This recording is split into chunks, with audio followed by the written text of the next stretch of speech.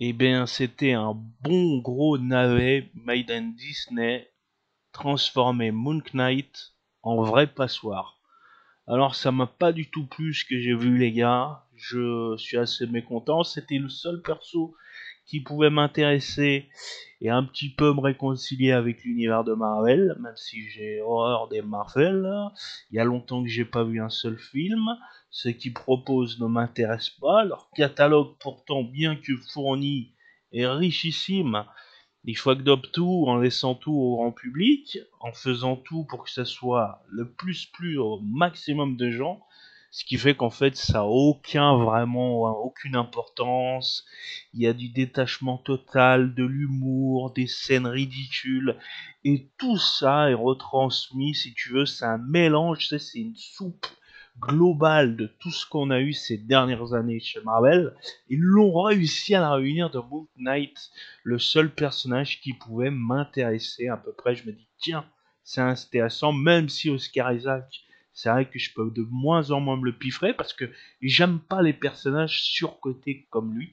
Le fait qu'il soit chez Star Wars un peu partout, le fait qu'il soit dans tous les plus gros blockbusters, oui, dernièrement dans Dune. Dans Dune, j'ai trouvé qu'il était pas mal, étrangement. Hein. C'est peut-être parce qu'à la fin, il met le sifflet, c'est fini pour lui. J'ai trouvé qu'il était assez convaincant dans Dune, tu vois. Et dans le film où je l'ai préféré, c'était dans le film où Ex Machina, je crois, avec le robot, la femme robot. Là, c'était d'ailleurs, c'est là, je crois que c'était un de ses premiers films. C'est là où moi je l'avais découvert en tout cas. J'ai trouvé qu'il était pas mal. Je trouverais que dans son rôle-là, dans ce personnage, il était cool. Maintenant, de le voir dans les blockbusters, pour moi, c'est non, j'admets pas. C'est un peu comme Tom Hardy qui lance dans les Marvel avec Venom, ça le fait plus. Et le fait qu'il s'est lancé dedans, qu'il ait fait un plus un 2, je sais pas s'il y en aura un 3. Hein. Les Venom, je ne les regarde pas, ça ne m'intéresse pas. Mais là, on sort du sujet. On va revenir plutôt sur la série. Catastrophique. La BO, on force avec le thème égyptien, mais en veux-tu, en voilà, on veut forcément nous faire des petits rappels à la pyramide de Pharaon. On veut nous faire des thèmes, on veut vraiment nous mélanger dans cet univers-là. Ça force tellement que ça en devient chiant, ridicule, catégorique. Ça devient une calamité, lourd à porter. À la fin, alors t'as un personnage féminin. Dès le début, j'ai pas pu me les piffrer, j'arrive pas à me les prendre, les persos féminins. J'arrive pas à me les saquer. Il y en a un qui a réussi à me les saquer dernièrement, et vous allez peut-être trouver ça bizarre. C'était dans le dernier Terminator, la femme blonde, là, celle qui a les cheveux courts, là, celle qui joue un petit peu humaine, mi robot, qui a été. Et elle, j'ai trouvé qu'elle elle avait un certain truc. Elle avait quelque chose. Elle dégageait du naturel. Et en plus, à la fin, pareil, elle passe le sifflet par l'arme à gauche. Elle se sacrifie. Et ben, j'ai trouvé que c'était le perso le plus naturellement possible et intéressant qu'on ait pu voir. Ce qui n'est pas le cas dans Moon Knight, où on voit très rapidement que le perso il est badass, la femme elle est badass, elle sait se battre, elle sait utiliser les flingues, elle sait utiliser les prises, hein, au corps à corps, elle sait faire tellement de choses qu'au final, c'est plus un perso féminin, c'est une agent, tu vois ce que je veux dire. Donc c'est ridicule, c'est une Wonder Woman Echo Plus, comme je vous l'ai dit sur Twitter, hein, ceux qui ne me suivent pas, allez-y, tous les liens dans la description.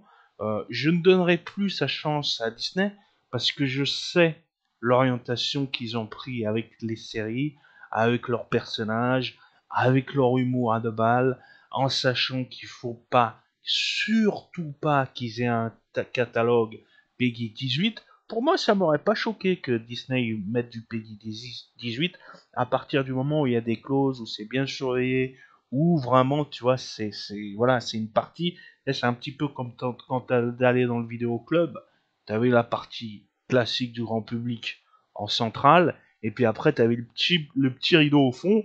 Là, c'était pour les vagabonds, tu vois.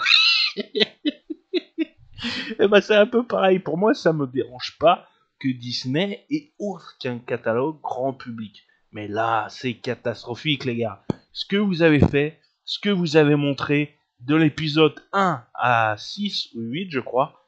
Le premier, c'est celui que j'ai préféré parce que on voyait qu'ils essayaient de rendre un petit peu quelques scènes matures, de pas trop mettre d'humour. On voyait qu'ils voulaient mettre quelque chose. Alors attendez les gars, attendez. Ah ouais, ok. Ouais, parce que j'ai oublié que j'étais. Faut que je vous laisse, les gars. On m'appelle, le devoir m'appelle. Je vous dis, bah écoutez, ne regardez pas cette série. Catastrophique, ignoble, rien à retenir. Aussitôt vu, aussitôt oublié. Heureusement, c'est qu'une mini-série de 6 épisodes. Il me semble que l'acteur principal n'a pas renouvelé pour un épisode 2. Pour une saison 2, eh ben, j'ai envie de dire tant mieux. Hein. Tant mieux. Parce que le twist final est pathétique. L'acteur en fait des tonnes, des caisses. Les personnages Wonder Woman, catastrophiques. Pas du tout crédibles. Je sais pas comment j'y suis arrivé à regarder les 6 épisodes. Je sais plus si c'en a 6 ou 8. Il me semble que c'est 8 en fait, les gars. Il me semble que c'est... Ah oui, il me semble que c'est bien 8 épisodes. Hein. De tête, il me semble que c'est bien 8. Mais catastrophique au possible, je ne redonnerai pas sa chance à quelconque série Disney, sauf si c'est une série Peggy 18 où là, on se focus sur des vagabonds, comme je l'ai dit tout à l'heure. Peut-être que là, je remettrai le nez pour me dire, ah tiens, ça sera surtout par curiosité en regardant l'épisode 1, si je vois que ça repart un petit peu comme le bullshit qu'ils nous ont fait actuellement, ça sera not ready for Disney. Voilà. Ouais, c'est... Ah bah non, finalement, je peux parler un peu plus avec vous, c'est cool. J'ai pas de devoir qui m'appelle, merci. Vous repasserez tout à l'heure, merci. Donc du coup, les gars, bah écoutez, série pathétique. Ce que j'ai horreur chez Marvel, c'est tout ce que je vais dire, c'est ce bouillon-là.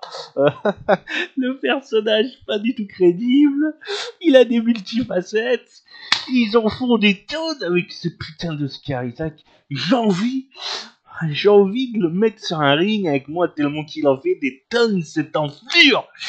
Ah, des fois, j'en peux plus de lui, hein. Des fois, j'en peux plus, je vous dis la vérité, j'en peux plus. Heureusement, bon, tu vois, c'est comme le Spider-Man. J'en ai pas vu un seul avec le petit nouveau. Pour moi, lui, il est inexistant. C'est une bullshit. C'est une contrefaçon, c'est un scam, hein, c'est une arnaque. Donc, je ne parlerai jamais de ce qu'est l'univers de Spider-Man. Mais bon, en tous les cas, ouais, je suis déçu, les gars. Je suis grave. Alors là, ce qu'on attend prochainement, c'est Dream, la sortie de Netflix. Là où je suis très curieux, c'est de voir ce qu'ils vont nous faire avec Dream, la sortie de Netflix en Peggy 18. Là, je suis très intéressé. Je vais suivre cet épisode 1. Et si vraiment cet épisode 1 des Dream est vraiment intéressant sur Netflix, là je vous en ferai un retour. Mais en tous les cas, Disney c'est mort. Hein. Là, ah oui, je crois que là prochainement il y a la série Obi-Wan hein, qui sort là-dessus là. Apparemment pareil, hein, de ce que j'ai compris, il y a eu des retours comme quoi le premier épisode et tout qui était sorti, c'était beaucoup trop sombre, beaucoup trop mature, un petit peu trop mélancolique, et de ce qu'ils ont fait, en fait, ils ont voulu rendre le truc plus gaieté, plus coloré, plus grand public. Et tu vois, c'est exactement pareil en fait avec Moon Knight. Très certainement qu'en fait le directeur cut, même s'il y en a eu un, il n'aurait pas eu les pleins pouvoirs sur cette série. Et on le voit aussi avec Sam Raimi sur le dernier Doctor Strange 2, où les retours sont catastrophiques. C'est qu'en fait, euh, les gens disent non mais on reconnaît pas Sam Raimi. En fait, il y a que son nom qui est à l'affiche, c'est tout. Hein. On m'aurait pas dit qu'il serait été lui qui aurait dirigé le film. J'aurais pas deviné. Et bah c'est la même chose, c'est putain. Bon, je vous laisse les gars plus tard pour d'autres vidéos.